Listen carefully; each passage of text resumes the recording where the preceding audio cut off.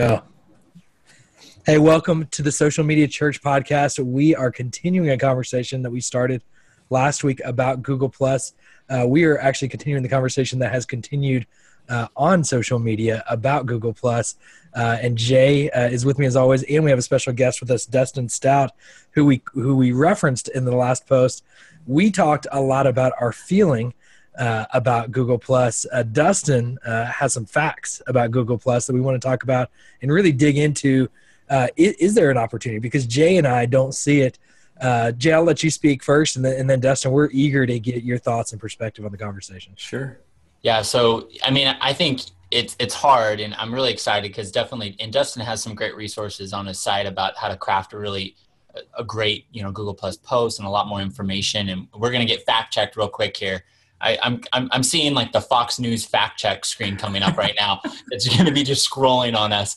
But essentially, I think what we were talking about, Niels, was, we're thinking about, the church leader that's, either has a church of 100 to 500 or maybe a little bit more, and looking at using their time and their resources wisely. And there might not be, for us, there might not be this natural need to have this robust experience. I think we were agreeing that there needs to be some kind of presence on there, but there's just not a crowd. And as we were talking about this, we started getting into this Twitter conversation, and Dustin got engaged, and we got in, and it was almost like, I was like overwhelmed. I did not realize I was stirring the hornet's nest here, that there was a community. And so I know there's a lot of information out this, and I think some of it came out, Google's always changing things. And I think Dustin and I were tweeting actually was it Josh Smith, Niels, from Church Mag, also was sharing some stuff about Jeremy Smith. There it is, Jeremy Smith, and was sharing the different information. I know there was a TechCrunch article about it, how like they always is. Yeah, there always is. There's some origin there. It's dead, and then Forbes wrote about it, and there's all this stuff. And so, anyways, they were all alluding to maybe they're going away from social, and maybe it will become just a default platform that has resources. Now, it's all rumors. That's what it feels like. It's all rumors. So, Dustin, that's what we were talking about. Where in the world are we going wrong? Well, here's the issue. This is a typical cycle of what happens, and it's been happening since 2011. So, a little bit of background about Google itself. They've failed miserably at social media several times before launching Google+. So, with that in mind, people expected Google to fail again. So there was always this sort of stigma about Google and social, and the fact that they've tried it so many times and they failed every time, that when it first came out, everybody just compared it to Facebook. They said, oh, it's another Facebook. We don't need another Facebook. Twitter was really hot at the time. So there was sort of this stigma that it came with, and a lot of people opposed it without even understanding it at first. And this cycle is very typical. As someone who was very enthusiastic about the platform out of the gate, because I understood what they were doing in the long term, unifying all of Google's products, one login across all the products, integrating YouTube, allowing for video conferencing, all this stuff. Most importantly, the search aspect, where, Google is the king of search. If you want to get discovered online, you got to pay homage to Google. Yeah. So I understood that. And I understood the power of Twitter was in its search and discoverability and meeting new people, not necessarily the people that I know in real life and, went to high school with that never really wanted to talk to again, but somehow have to because now they're on Facebook. Another story. So I saw it as a discovery platform and a chance to experience something new. And I'm like any tech guy out there, any social media junkie. Shiny new things excite me. And what I found in Google Plus was just a place where I can fully express a whole lot of different mediums. So all that to say, Google had a stigma. And these articles, I just wrote about it on my blog, how they happen every 6 months or so. And they've been happening for the last 3 or 4 years. In my post, the 5 things never to do on Google+, one of them is to talk badly about Google+. And here's the cycle. I've outlined it. A Google employee gets interviewed, He fails to mention Google Plus or mentions Google Plus in a way that's easily taken out of context. A sensationalist journalist looking for page views sees an opportunity. He exploits the content, produces a doom and gloom article, a wildly inaccurate depiction, and then he publishes it. And then all his journalist friends who get paid for page views, they pick up the same exact content, the same exact article, no news sources, no real facts, just hearsay. And as the church, we're used to that kind of stuff, aren't we? People saying bad things about Christianity or bad things about a certain church, or, oh no, there's another pastor controversy, when they really don't know the whole story. And, as a Christian, someone who's used to defending against, bad information or misinformation or just downright false claims. And being that I'm a well-known person in the Google Plus arena, I tend to get a lot of flack when these articles come out. And in fact, for about 6 to 8 months, I was actually working for a marketing company. Our marketing company specifically worked with brands on getting their Google Plus presence in order and accelerating them on Google Plus. And so when your company is based on Google Plus specifically, and one of these articles comes out, your clients are coming to you immediately saying, what do you think about this? We hear about this. What are we paying you for? And you're losing your clients over stuff like this that's wildly inaccurate. So here's the facts.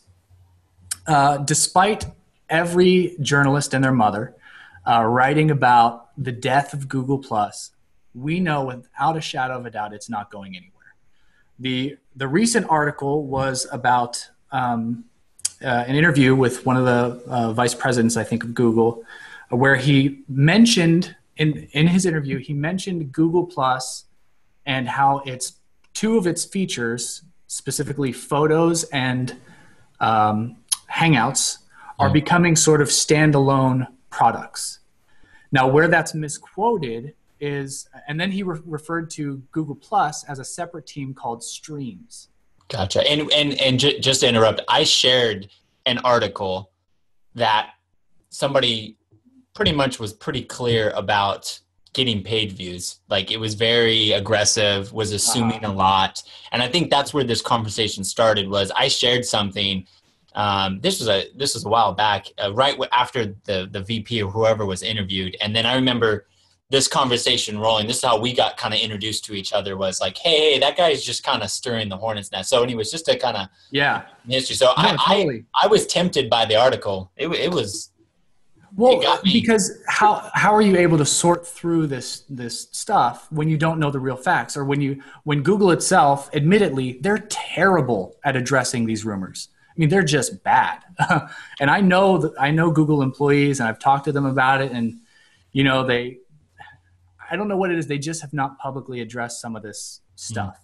But, we can say that internally, Google Plus, I'm sure working in a church, you have your names internally for different ministries. When I worked back at my old church, our code name for baby dedications was Babe Deads. Oh never say that. That's great. Yeah. But that's what you call it internally. And that's what they refer to Google Plus internally, because it's so tied into all of Google. They needed an internal name for it, just for purposes. Now, the fact that they're offering Hangouts and Photos as individual apps was not because they're taking it out of Google Plus, not because they're removing it. It's because people are showing that they really want to use those features because they're better than a lot of the other options out there, Photos in particular. And a lot of people don't want to have a Google Plus account just to use Photos. A good friend of mine used an analogy like his mom. His mom, really needs something where she can better manage her photos and for her photo albums. And since Picasa is kind of, gone, Google Plus is much better at doing what she needs to do, but she doesn't want to have to log into Google Plus and go through all that. So that came out of a need to create a standalone version, so it didn't have to be tied to Google Plus. Same thing with Hangouts. It's for me and all the people that I work with, our organization, we use Hangouts explicitly for all communications. Like, we don't do text messages. We don't do go-to meetings. We don't do any. Everything's done through Hangouts. So, so that's just kind of dispelling that myth. And there's been so many myths. I mean, it's literally happened every 6 months, and nobody knows the real facts. And the last big one before this was somebody did their own study, their own third-party investigation, and said that there's only about 6 million active users on Google+. Yeah. And they even said, how they did the study, how they did the research, and it was very technical. And then they ended up excluding a bunch of things like YouTube comments, which if you comment on YouTube, you have the ability to post it to Google+ if you want. It's not a requirement. It's a little box you check, and it can be shared to Google+. So he killed those. He didn't count those, and he didn't count, another thing, and he didn't count another thing, and he didn't count this, and it was only public posts that were shared publicly. And it was only a matter of 2 weeks that he gathered this data, where the standard for gathering data and comparing active users is the term is monthly active users. So Facebook boasts something like close to 2 billion, maybe 1.5 billion monthly active users. So it was a bad comparison. And then of course all the news sites picked up on it. Yeah. Boom, Google Plus is dying. When of course we know that's not the case. Back in October 2013 was the last time they publicly stated their numbers. And at that time, the publicly stated active user base of Google Plus was 300 million people in the stream alone. So just using the Google Plus stream. Then they further said that across Google products, the number of active Google Plus users is 540 million. Interesting. That was 2013. Wow. And there's no confirmation yet of their growth since then. I'm hoping, at the next Google I/O, maybe we'll get something. Yeah. But that's what we do know. And, a lot of the people, you guys included, you rightfully speak from your own experience. And that's fine. But my problem is state it as such. The problem with these journalists, and forgive me if I'm ranting too much, just stop. No. You're getting go. No, but they speak from experience. They say, look, Google Plus is not working. It's dead. Why do I know that? Because I tried it for a day and a half. I didn't get any +1s, comments, or anything. And I haven't been active there in 2 years. And that's what I see. Yeah. But they state it as fact. They say, I haven't done well. I haven't succeeded. I failed at getting some engagement on Google Plus. Therefore, Google Plus is a failure. What? Really? So you're going to take advice from somebody who sucks at something and take that as gospel truth. Where does that make sense? Where does that ever make sense? I did it. There was there's a guy from I think Post Planner who works there. Ask Aaron Lee that wrote that pretty much, and that was his comments was like, hey, I log into my Facebook and Twitter stream and it changed every second versus my stream on Google Plus never changes. And there is something to say about that, because that means just your group of friends aren't using it. And right. it is true. That's the other argument. I can go on Facebook right now, and you can look at my Facebook. It's public. I can get maybe a like, maybe a comment once a month on my posts that I share on Facebook. I could easily say Facebook's a ghost town. It's a total ghost town. I can go on Twitter as a new user, and I don't know anyone in real life. None of my family and friends use Twitter. Nobody. Not a single one of them use Twitter. So I could easily say nobody knows on Twitter. So it's obviously Twitter is failing and it's dead. It's a ghost town. So, perspective is one thing, but always state it as perspective, not as this is gospel truth. Yep. So as we talk about facts, and so I love the numbers and the perspective, and I really want to dig into some more of the perceptions and the reality from a ministry numbers here perspective. I have no doubt, and those that are watching on video can see your wholehearted commitment to Google Plus with the tattoo you have on your wall behind. Yeah. But one of the stats that I've heard, or one of the arguments against Google Plus that I've heard, is a lot of people have said this is the second largest, third largest, whatever it is, social network out there, and that those numbers are really not accurate because they're including Gmail users as Google Plus, that they're essentially making you have a Google Plus account to use Gmail. Is that true, or what? No. Help explain that. No, that's completely false, actually. If you go to sign up for Gmail today, you are not forced to be a Google Plus user.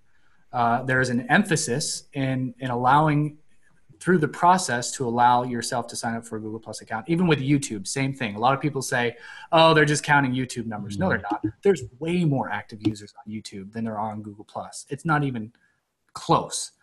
Well, so far as we know.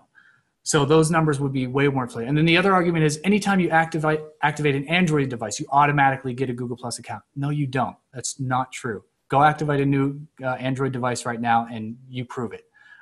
Not true. So I'm going to stick with this. No, thanks. Yeah, me too. You an iPhone user? Absolutely. Mac, everything. I would at an iMac. Guess that. Oh, of course.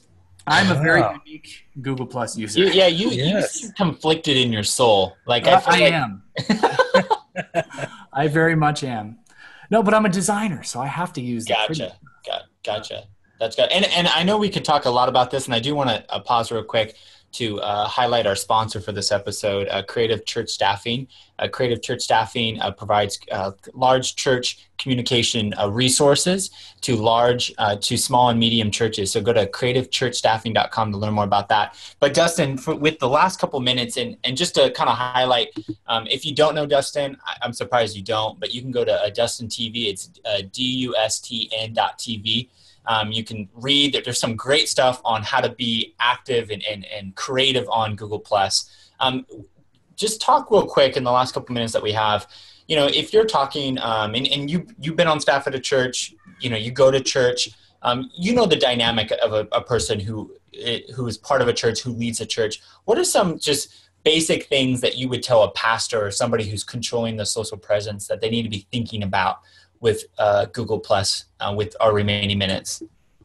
Well, the first thing I usually have to dispel all the rumors, right? I have to spend like 5 minutes dispelling, nobody's on there. I don't know anybody who's on there. I usually have to go through my fact list and use myself as an example.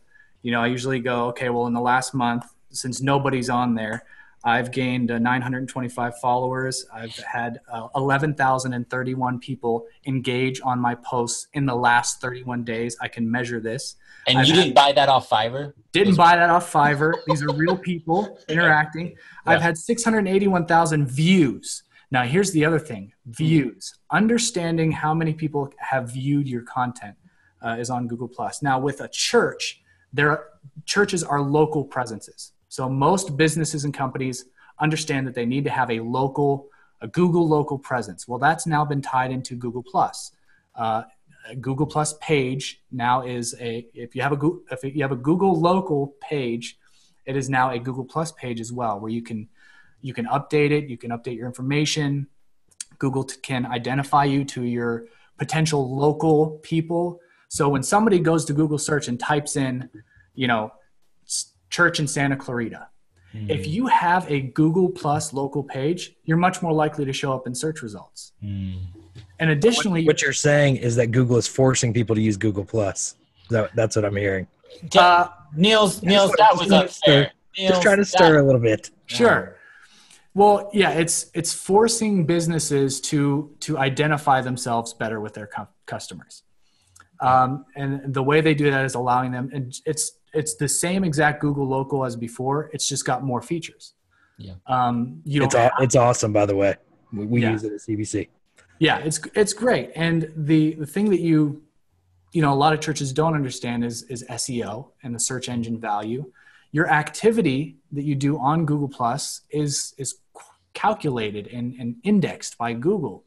On top of that, there's a such thing as personalized search. So if somebody's logged into Gmail and searching Google's looking at all the data about them, all the people they're connected to, all the people that they've ever interacted with, and it's going to serve them search results based on those connections and interactions and based on what Google knows about them. So if you have a church in Santa Clarita and you have a Google local presence and let's say somebody on Google Plus has circled your page. Your Google Plus posts count towards your page or your local presence showing up in search results for people. So it just helps you get in there better and be discovered by those who are potentially looking for you. Specifically for churches, I think it's vital. On top of the features like I mentioned, the communication factor for us is so much easier. Like, you don't have to download some complicated system. I mean, you just launch Google Hangouts and you have a video chat with up to 10 people. You can have ministry meetings. You can record things straight to YouTube without having to go through the upload process. And, Google Hangouts on Air automatically upload. I keep telling one of my friends he started a church in Burbank, the heart of the film industry. And it's a small church. It's only a little over a year old. And I said, man, Google Hangouts on Air are the best thing for you. All you have to do is sit down, record your sermon, or set a laptop in front of, you speaking in front of people, hit the broadcast button. You're immediately live streaming to whoever wants to watch. And then it's automatically uploaded to YouTube. You don't have to do a single thing. So, I mean, to me, it's about the tools, but also the benefit, and it's unfortunate that I have to dispel all these. I know. No, this has been good. This is a good fact check. I think it's obviously with online rumors come and go, and I was very much aware of that. And it is funny. I do talk to a lot, both with churches and with clients, that you definitely need to have a presence on there, and I definitely agree that no matter what, I don't think Google Plus is going anywhere. There's definitely a presence for it. And it is funny though, because like Google Hangouts are so fun and they're a staple. They're not, you know what I mean? And so I'm really interested. Thank you for sharing your input. I want to let all of our listeners to visit Dustin's website. Again, Dustin's been featured on Social Media Examiner, on Pro Blogger, a ton. His Google Plus blog post has been shared over 6,000 times. I mean, he is an expert in this field. So make sure, and we're going to include links in our show notes and everything. So thank you, Justin, so much for taking the time to talk to non-experts on Google Plus like Niels and I, and to listen and fact check. And so I feel like I've been fact checked. I'm still going to be watching, and I will personally tweet you every time I see a rumor page up. And so, odds are there's several other people doing the same thing, just in case. I think there's a certain number of journalists now that have me like blacklisted, like I can't read any of their stuff because I've outed so many of them. Yeah. I love it. So visit Dustin on dustn.tv to learn more about who he is, and follow him if you're not already. Thank you for listening to this episode of Social Media Podcast. Engage with us by using the hashtag SMC Podcast, and learn more about us by going to socialmedia.church. Thank you.